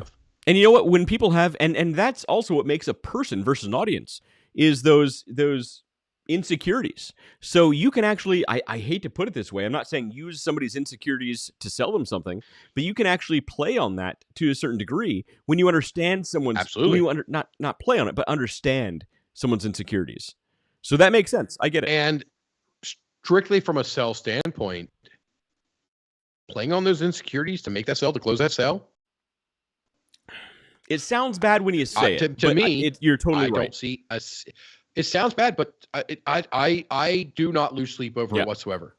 Anytime I've had to do that, which is not often, but I've had to, I don't lose sleep over it. All right. My job is to this. Their job is to that. What I did, help them do their job. Just because I played on the insecurity to close it, so be it. Yeah, totally.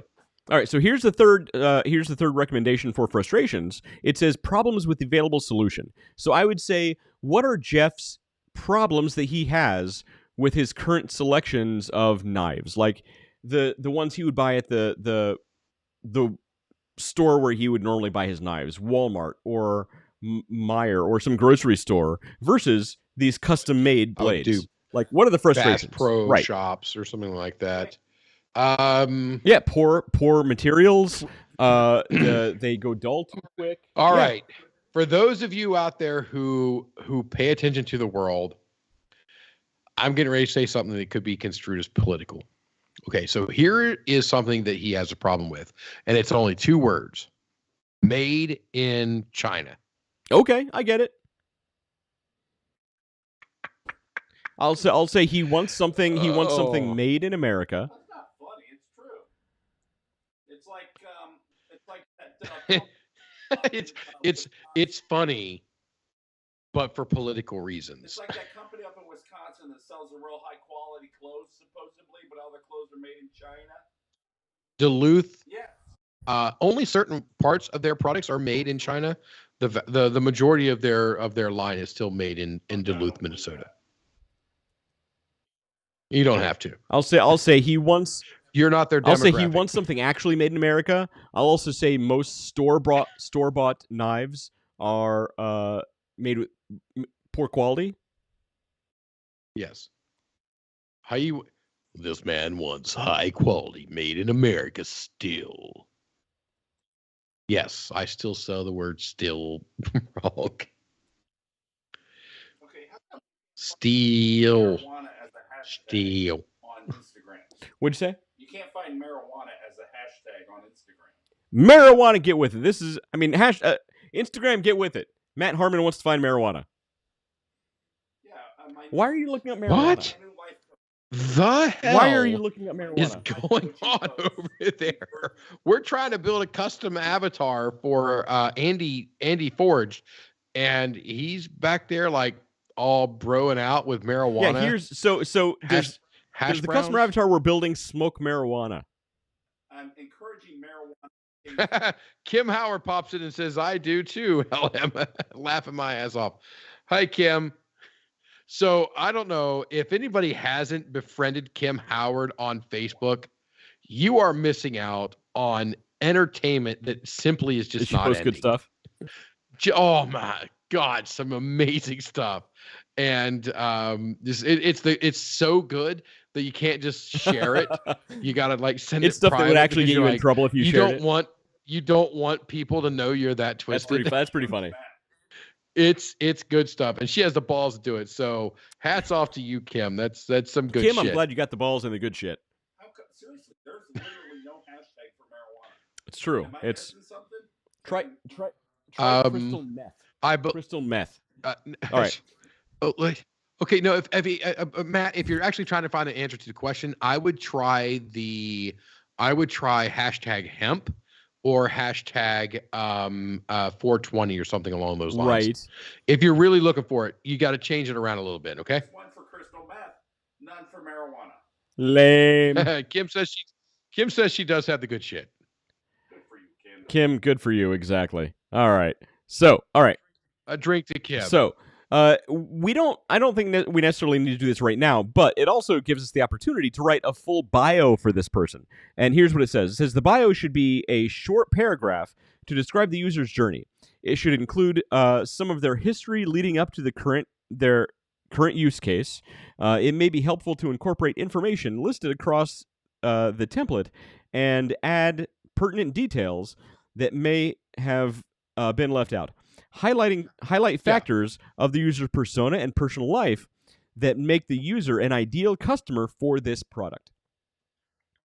All right, so everybody has seen, as to this point, what we have done with Extensio and how in-depth it goes. And we're only halfway through. We're literally only halfway through this customer profile. Yeah, it's 8:35. We're more than halfway through.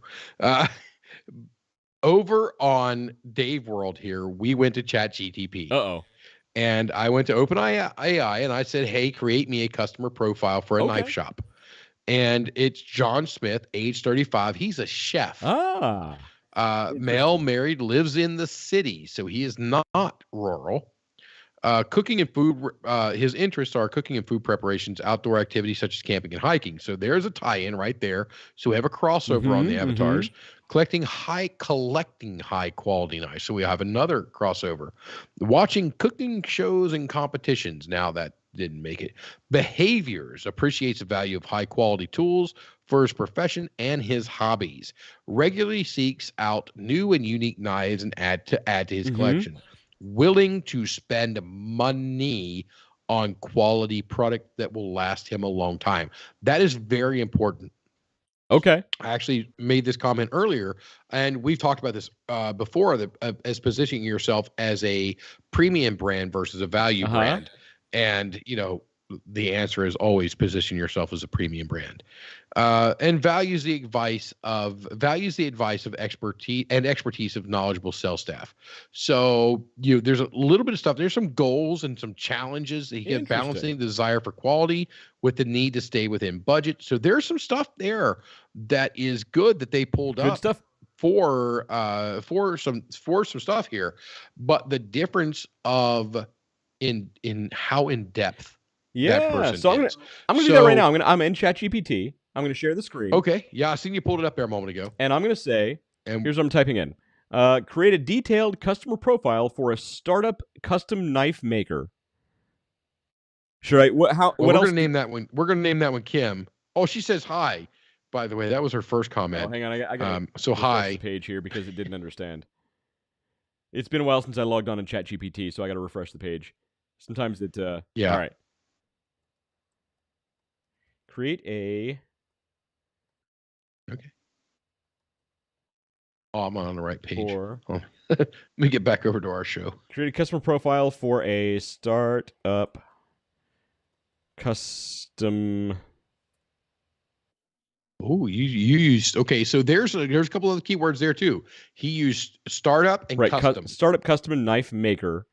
What should I add any other details or see what it builds on this? Nope. See what we got right there. Okay, sure. Here's what's possible. Name Jack, age 35. Occupation chef, very similar to what you came up with. Location New York City. Background, Jeff is a professional chef who owns a popular restaurant in New York City. New York City. He takes pride. Every yada, time yada, yada. Contractually required, he has to say that every time. This is actually a detailed profile. City said. Interests. Jack is passionate about cooking, especially experimental and new recipes. How close is this to what you came up with? So it has, because I think the minor changes in the request, it actually gave you a bit of a bio versus me. It was far more analytic. I'm going to say update this to make the knives more outdoors centric, more focused on outdoors and hunting, and rename our avatar Kim.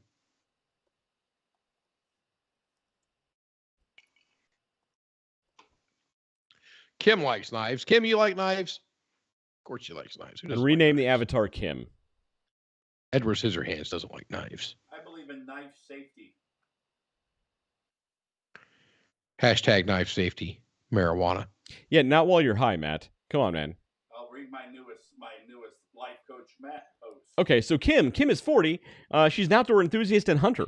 She lives in Denver, Colorado. Her background, Kim is an experienced hunter and outdoors enthusiast who spends most of their weekend exploring the Colorado wilderness, yada, yada, yada. Interests, Kim is passionate about hunting and spending most of her free time outdoors. This is actually pretty decent. This is a good customer avatar. Here's some challenges. Kim is looking for a knife that meets their specific needs and preferences, and they're also mindful of their budget. Well, okay, so that's exactly what I was. So Matt's honed in on exactly what I honed in on too. So because it transferred this person from New York City to Denver, Colorado. It's not showing my screen while it populates. There it goes. Okay, hang on, go ahead.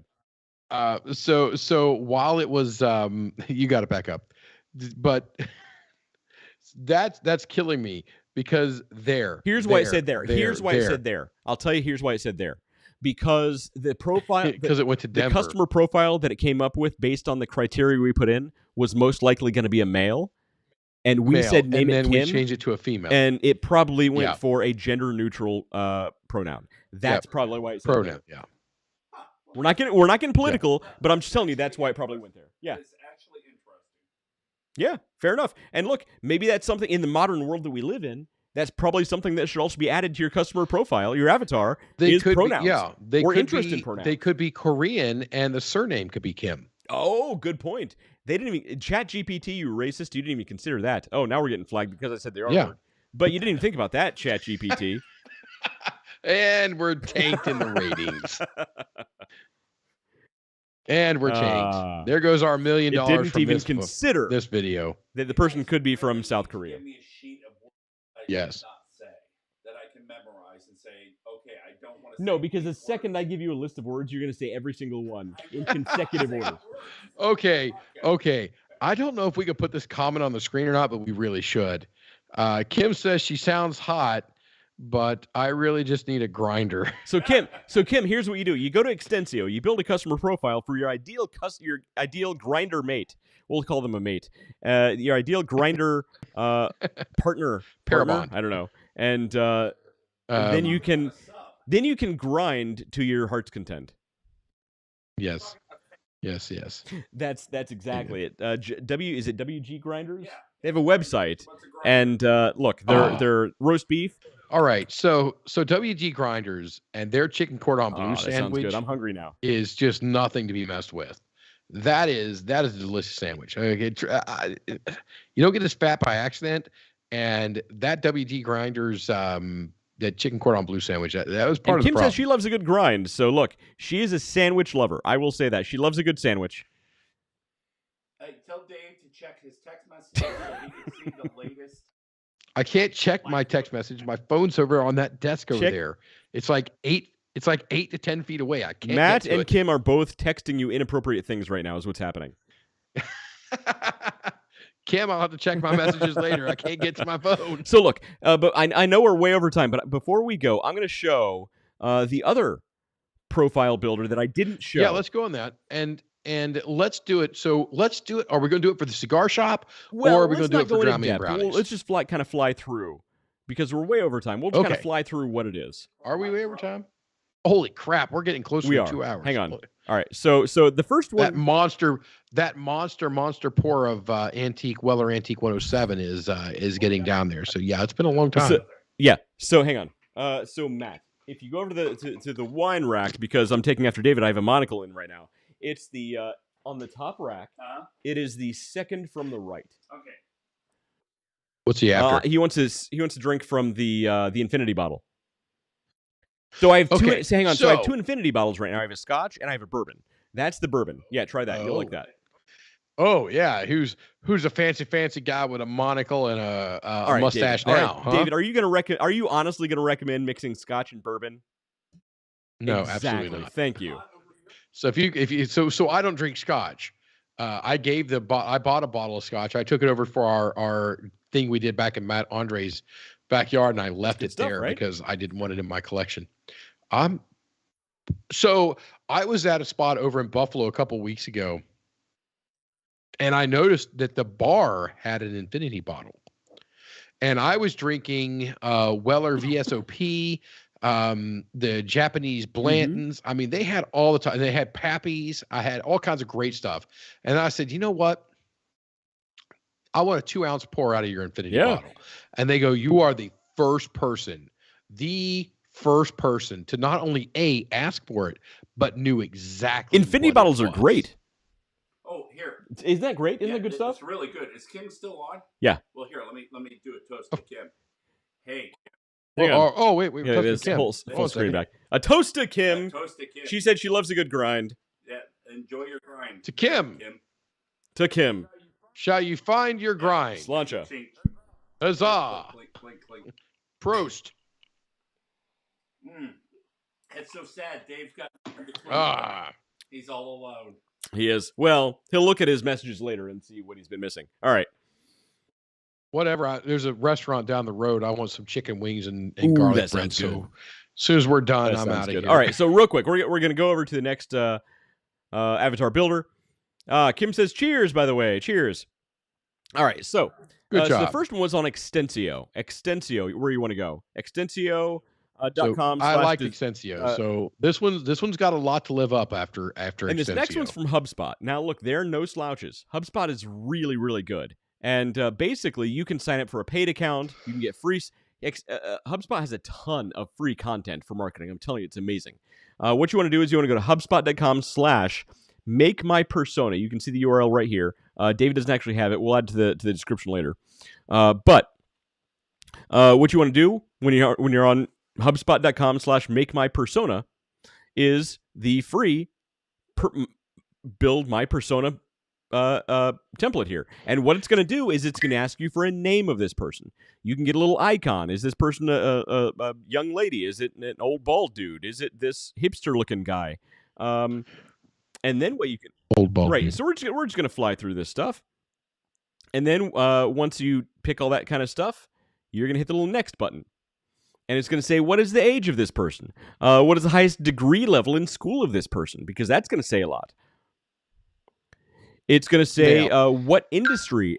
Oh, okay. All right. I already like the other one better. It's going to say, what industry am I in? What's the size of the organization this person works for? It's then going to say, what's their job title? What's their job? How is their job measured? Who do they report to? Again, this is building out a whole person. It says, it's asking you all these questions that you then answer. What are their goals and objectives? What are their biggest challenges? Okay. And then you can give more details. What are their job responsibilities? Next page. What tools do they use or need to do their jobs? And you got a few things you can choose from. Then it says, how do they prefer to communicate? That's another great thing.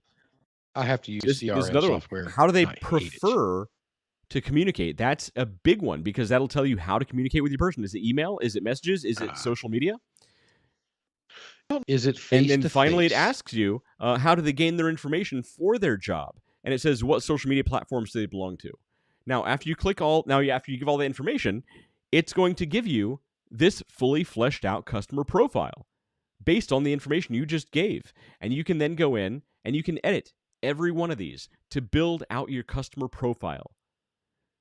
This in some ways is better than Extensio because it asks you the questions rather than asking you to fill out the whole thing. But yeah, I can right, see. And but they to me, they weight some things a little differently than what I would. They definitely do. But here's the thing about both of these. One, you can download either as an image or a PDF from both of these. Once you have your customer profile built, you can actually download and export these things and save them for your team. So super valuable stuff. The HubSpot version versus the Extensio version. It might be interesting to do both and see if you come up with the same thing for both. Because that could actually tell you something very interesting as well. Oh, the people can't even see it on the screen. What am I doing? There it is. Now they can see it. Holy moly! They couldn't see any of that I was walking through. Here's the HubSpot version. No, we got to see that. Good. Here's the HubSpot version. There was only a brief moment of your the weird Extensio background. Version. I know. Good thing it's not showing all the icons on my computer background because there'd be all kinds of crazy BS. Yeah.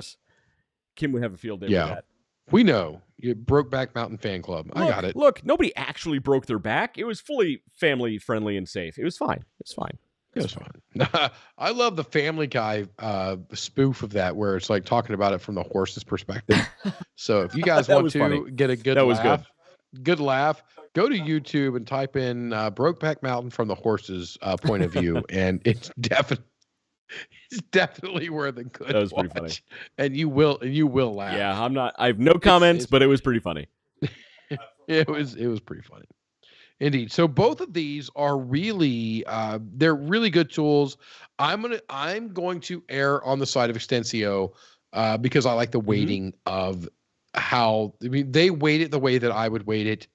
And in places where I wouldn't think to weight it, they weight it, after seeing it, they weight it the way that I would. So, we all think the people that think like us are smart. Because everybody wants somebody who agrees with them. It's the echo chamber. Yeah. Yeah, it is. So in that case, I might actually try this other site. What was the name of it again? It was. Hang on. I'm sorry, I asked that just as you were drinking. Of course. Of course. It was HubSpot. It's my time as a server. I'll share my screen again. Hang on. Okay. It was HubSpot. HubSpot. It was HubSpot. HubSpot.com. So are we okay? Are we all going to do the rest of the show with Sean Connery? I have not had that much to drink yet. It is. I have. It is HubSpot.com/make-my-persona. Now don't spell out hyphen. That would take you someplace completely different. So it's HubSpot.com/make-my-persona. You can see this. You can see the URL on the screen right now, and it's actually. I would really go to HubSpot.com and then just click on the buttons on the screen until I got to where I needed to be. HubSpot has some amazing. Here's the problem, though. If you just go to HubSpot.com, it's gonna. There's so much on there. There is so much content. You will never find this on HubSpot because there's so much great stuff. Oh, okay. So that right there. Okay, let's go to HubSpot.com. Let's get rid of all of it. Let's see it because this is a good judgment. If we're going to send people places, it needs to be. All right, here you go. Here's HubSpot.com. You'll never find it because there's so much great stuff. There's sales stuff for you to sign up for an account. There's get a free demo. There is pricing. There's free email platforms. There's a great blog. There's resources. Maybe it's under resources. I don't know. Resources, partner programs, developing tools, case studies, blogs. HubSpot. You have a problem with your website. They don't, David. You don't understand. You don't understand. What I don't understand. Okay, you gotta do it right. You gotta do it right. No. I want you to do it with Sean Connery's voice. No, David. Here's what you don't understand. You put the oranges in a shock, and then you hit your woman with it, and it won't leave a single bruise. Woman? What? Didn't you know Sean Connery was a notorious? Did you go there? Did you know Sean Connery was a notorious wife beater? Oh, he's totally going to sue me now. Yeah, but you didn't say it on our freaking podcast. All right, hang on. Oh, he's dead? Sean Connery's dead? When did Sean Connery die? Where the hell have you been? Oh, well, in that case, yeah, Sean Connery beat his wife.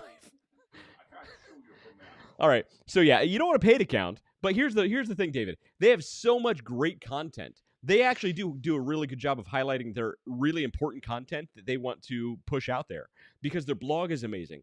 All of their free content is incredible. The profile builder is a minuscule example of what they have to offer. Now, I think it should be much larger in their offerings because it's so important, but they have a lot of really good stuff. What you want to do is go to HubSpot.com/my make my persona. And again, the URL is on the screen. What'd you say, Matt? Yes, when you're ready to close out the show, I have a perfect closing. Yeah, hopefully it's not about any of the stuff I just talked about, because that's totally getting us kicked off the internet and blacklisted everywhere. So this show tonight has been sponsored by absolutely no one, because ain't nobody going to assign Tonight's show has been brought to you by the estate of Sean Connery. Sean Connery by Valencia Oranges.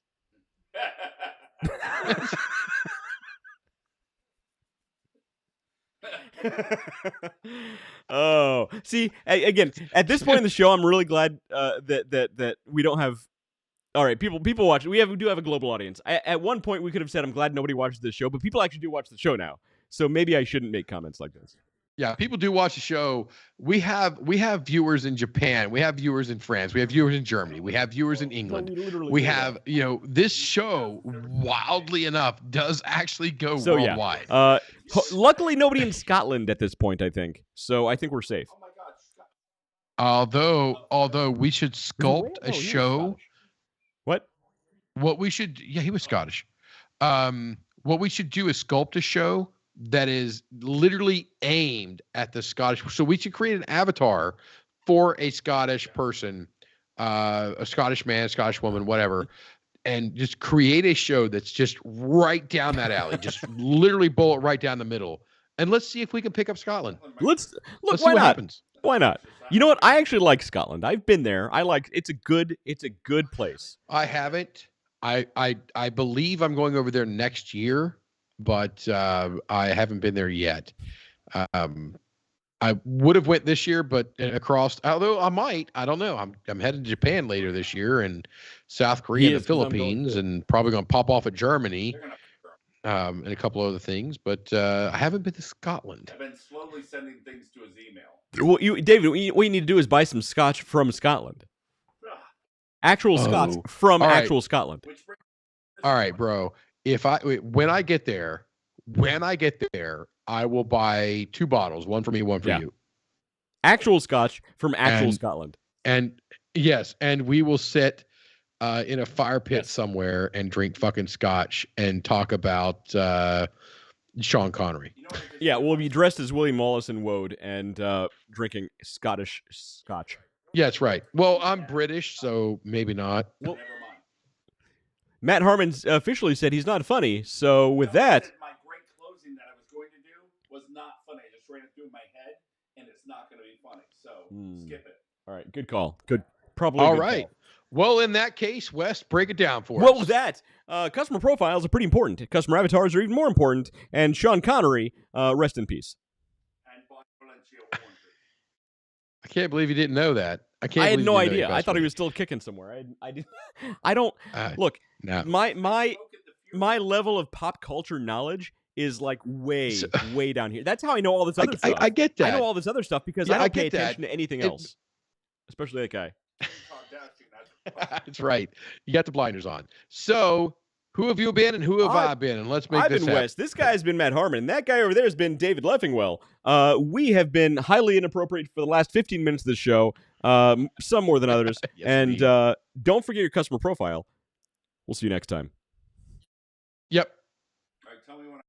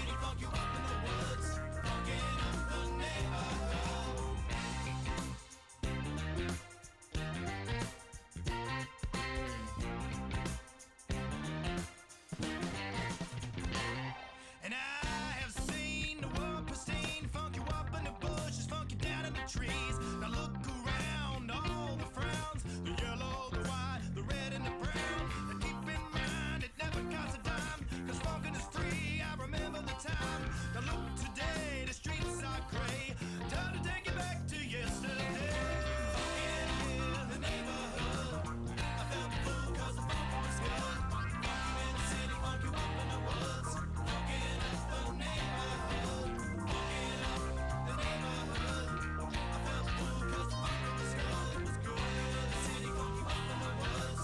Funkin' up the neighborhood.